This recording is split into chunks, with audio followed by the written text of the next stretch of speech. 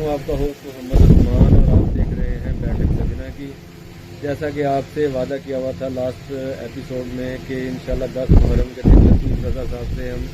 ملاقات کریں گے اور محرم اسپیشل پروگرام کریں گے، اور ان کے ساتھ آج اور بھی 4 مہمان تشریف فرما ہیں جن کا تعارف یہ ہے محمد تنویر حسین رضا صاحب اور احمد علی صاحب،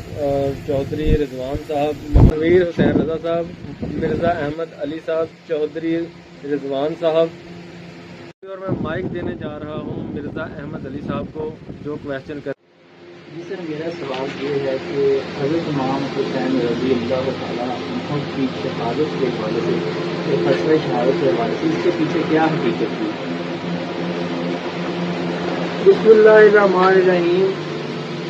آج جیسے کہ ہمارے عثمان صاحب نے ایک دفعہ پھر سجنوی بیٹھک جو ہے ان کا جو ایک فارم ہے اس کو شروع کیا ہے، اور بڑا ایک اہم جو ہے وہ حصہ ہے کہ آج 10 محرم ہے، اور جیسے انہوں نے بتایا کہ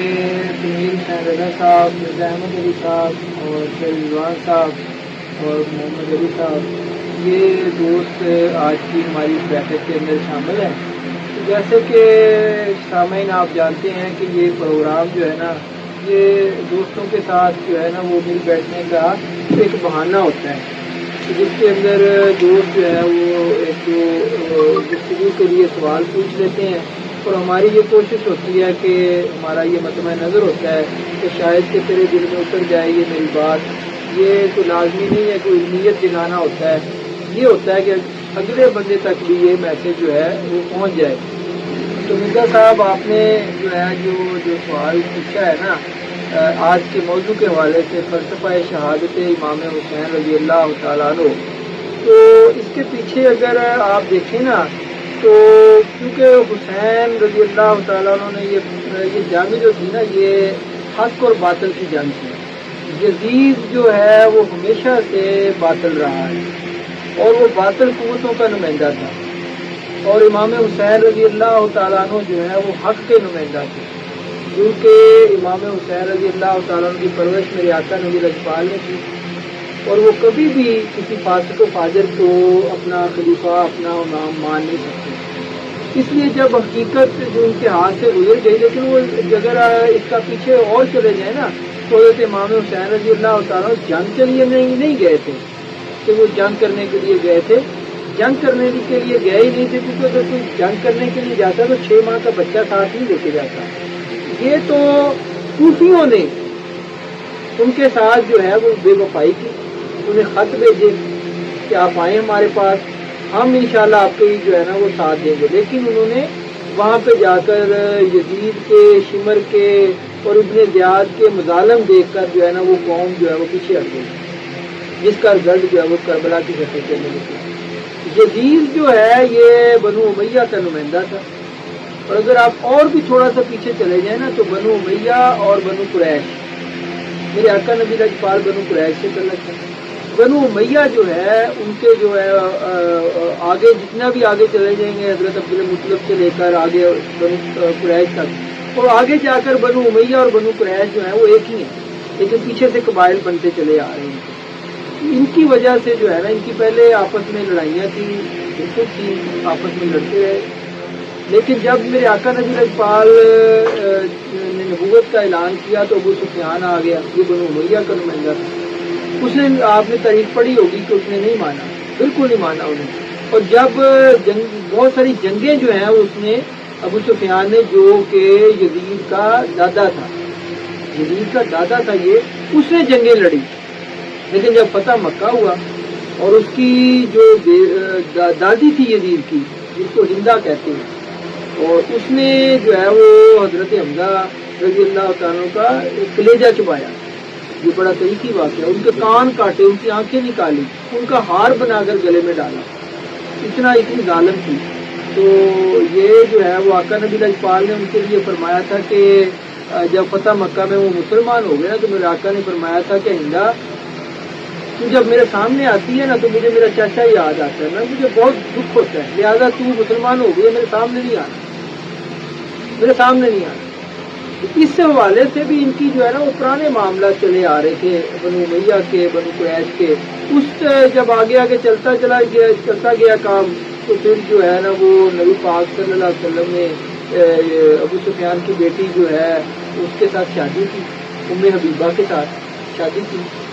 اور یہ بھی ایک لمبا چیپٹر ہے، اس کی طرف ہم نے نہیں جانا. اور اس کے بعد جو ہے وہ امیر معاویہ جو ابو سفیان کا بیٹا تھا، یزید کا باپ تھا، اس کو جو ہے وہ کاتب وحی بنایا،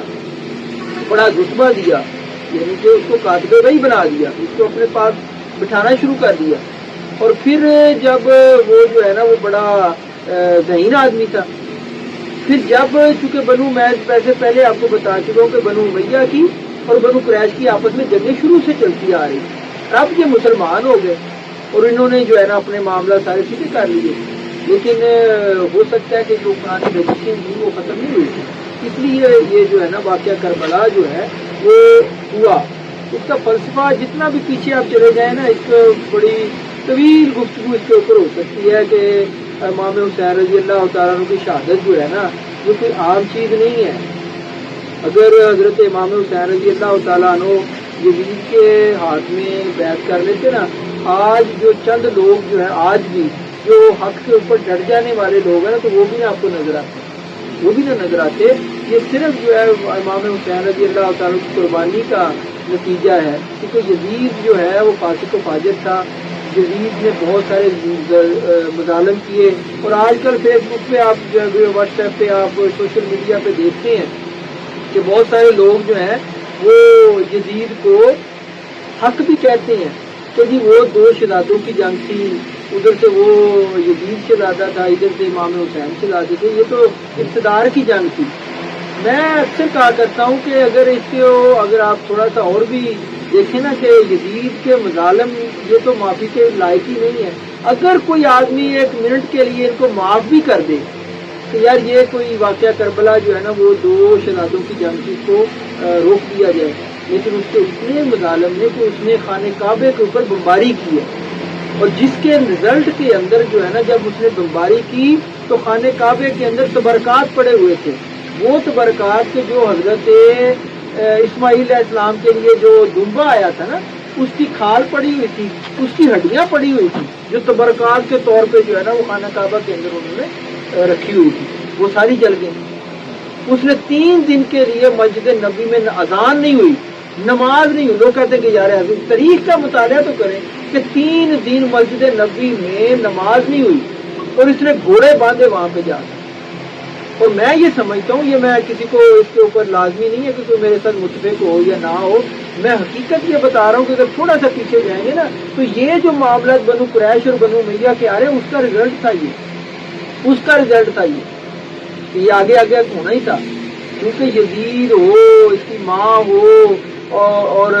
لیکن جو ہے نا اس کے اندر اچھے اقتدار بھی آئے ہیں بنو امیہ کے اندر. یہ نہیں ہے کہ سارے بنو امیہ ایسے تھے، عثمان بنو امیہ سے تھے، کتنا بڑا ایک نام ہے بنو امیہ کا. بنو امیہ کے انتہائی ذمہ دار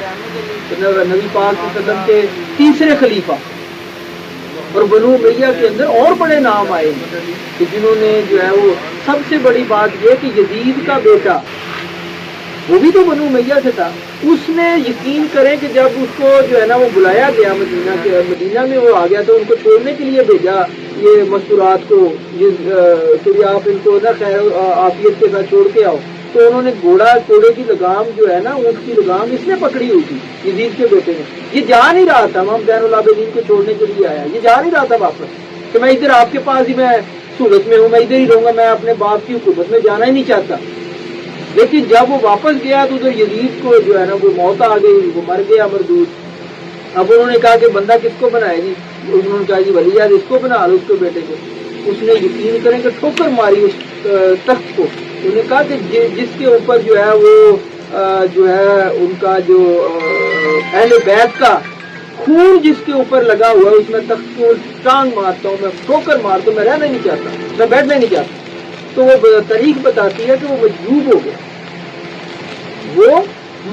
ہو گیا. اس نے بالکل جو ہے وہ